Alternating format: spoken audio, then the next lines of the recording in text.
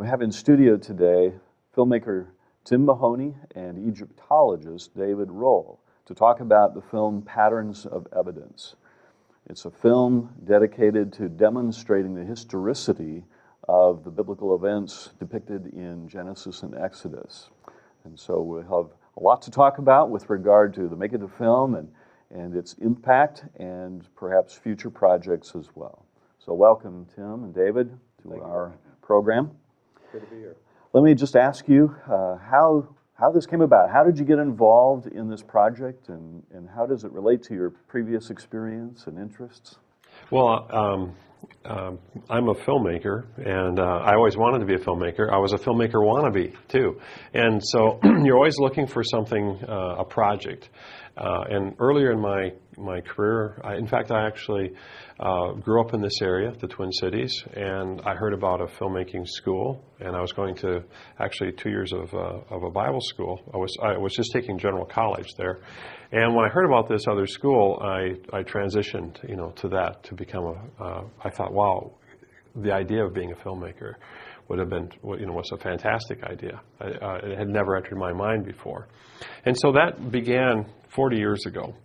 And it was a long journey in the last 40 years of trying to learn how to make films. And I started by making TV commercials. So I've made a lot of TV commercials, a lot of videos, and then I made other documentaries. I actually worked with Worldwide Pictures. When they would make a movie, I would go to the location and film the behind-the-scenes TV special. It was like a half-hour documentary of what the film was about. And then I made commercials from that, and I made other media materials. Worldwide Pictures being the Billy Graham filmmaking arm. Yes, yeah. I did 4 of those types of doc TV specials. And that led me on to making other types of programs. I made another one with Don Byerly. I don't know if you've heard of him, Dr. Don Byerly, and it was Jesus, Divine, or Da Vinci. Who is Jesus? Is he divine or is he Da Vinci? And so we made those kinds of, and that was a national TV special. So that was sort of my interest.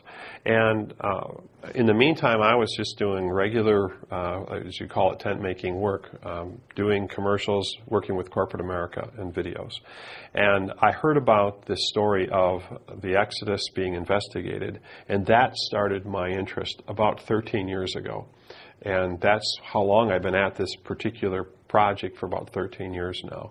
And going to the Middle East was part of that. And I went there. And it was amazing and difficult, very difficult. It was just after 9/11. So when I got there, we got to the locations where the events were to have happened, I went to an Egyptologist, Dr. Manfred Bitek, and I said, so have you found evidence of the Israelites in Egypt? Because he was right in the right location, what the Bible calls the land of Goshen, which is the eastern part of the Delta. Correct. And David, this is before I knew David, but he knew this professor as well. And he's a brilliant, brilliant, world-leading Egyptologist. And so when I asked him the question, have you found evidence for the Exodus, for the Israelites? He said, so far, not. And I was stunned because I thought, what are you talking about? I mean, I had every thought that he was going to say, yes, they're here, and, we're uncovering this stuff, but he basically told me there wasn't any evidence. And I don't know if you want to speak to... Well, the fact of the matter is that he was excavating a fantastically big city. 30,000 people lived in this city, and they were all Semites. They were all people from Canaan, not Egyptians. And yet he couldn't identify them as the Israelites because they were out of time with his expectations of where the Israelites should be. He always considered the Israelites to be in the time of Ramesses II because of the first chapter in the book of Exodus where it mentions the building of the store city of Ramses. And so most scholars have attributed that name Ramses to Ramesses II and therefore have placed Moses, as in the Cecil B. DeMille movie, at the time of Ramesses. And so he was digging this fantastic city of Semites, this huge city, but it was in the wrong time period. It was too early for them to be the Israelites. So he didn't recognize what he was excavating as the city of the Israelites in Goshen. And so the city of Ramesses was up here, which he thought the biblical time, and down below was this other city. Called Avaris. The name of the city is Avaris. And it belongs to the Middle Bronze Age, whereas the city of Ramesses belongs to the Late Bronze Age. So this time shift, this difference in time, is why most scholars have failed to recognize any evidence for the biblical stories and narratives in the archaeology of Egypt, because when they look at the city of Ramses, there are no Semites there. They've got no archaeology of Semites, no burials, no houses, no pottery that you'd recognize as being Semitic as opposed to Egyptian. Dig a little bit lower down, and you find this massive city which is full of Semitic graves, full of Semitic pottery, and it's the obvious story of the Bible. When you check the archaeological evidence, it fits beautifully with the Sojourn period. Now, this represented, at least in your own admission on the film, a bit of a crisis of faith for you. It did, yes. And so what was that? How did that play into the making of the film then? Well, what happened, yeah, very, very good question. What ended up happening for me was I didn't tell anyone, but it started to really affect me. I don't know if you've ever had a question or something that happens in your own life. And I was sitting in the edit suite because I would work on the films during the weekend sometimes because I had more time. And I was sitting there on a Saturday and I was looking at this footage and I was playing Manfred Bitek. And I just, the thought came to me as I heard him say, I asked him the question, is there evidence? And he said, so far not. And I watched that scene several times. And then this thought came into my mind. Maybe everything that you've believed, everything that your family believed, that everything you've been told has been a lie. And it just dawned on me, what if none of this is true? The Bible is not true. Because this event of the Exodus is foundational. I mean, it's talked about through all the other books. And Jesus talked about Moses and the apostles and the apostle Paul. So they're all referencing something. And if it didn't happen, then it's a house of cards. And at that moment, while I had that thought, another thought came into my mind, and that was to stop editing, to get up. I didn't know, you just stop it and get up, go to your office. So I just went to my office and had this impression that I should go to my bookcase. And when I went to my bookcase, I saw this book, and it was Pharaohs and Kings. And I had never read it. A friend of mine from the Twin Cities here gave it to me and said, I think you should have this book, about a year and a half earlier. And it just sat there. And I pulled it out, and I opened it up, and it was a book that David Rohl had written. I didn't know who David Rohl was. All I know is he had a lot of great information, pictures, and I found the very site that Bitek had been at, that I had been at. David Rohl was reinterpreting what this evidence really was. That's right. Well, David, maybe we can ask you at this point your own background and journey to becoming an Egyptologist.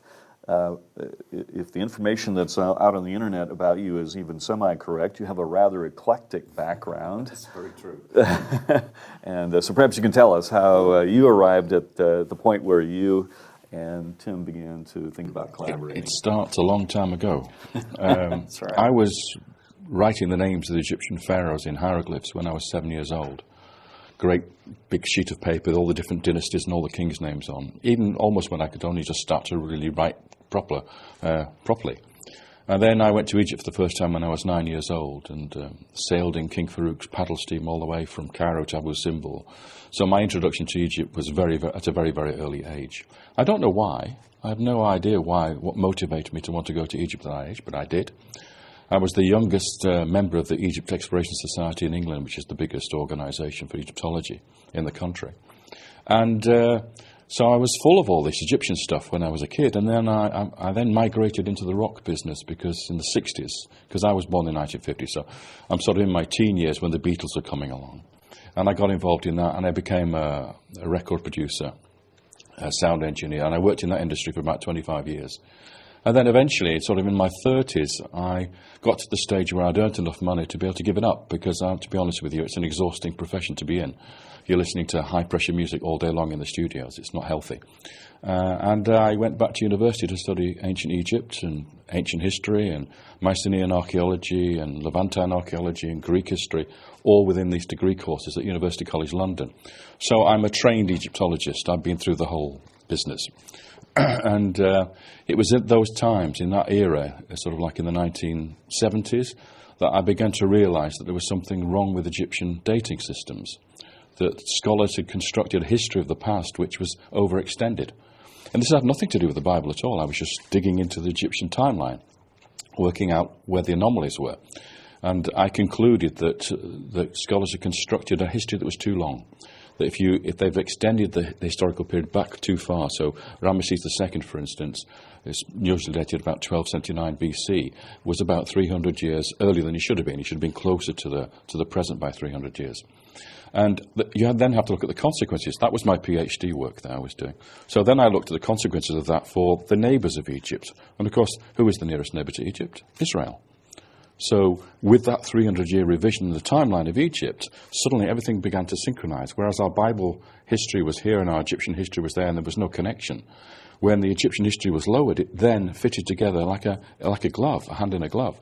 So now all of a sudden we see the correct pharaohs for the time of Moses. We see the correct pharaoh for Joseph and the famine.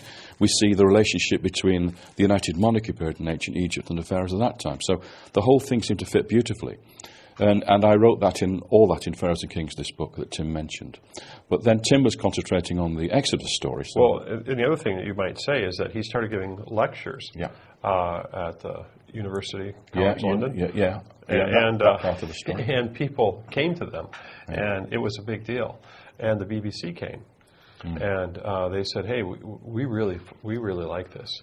Why don't you go ahead and make a TV series?"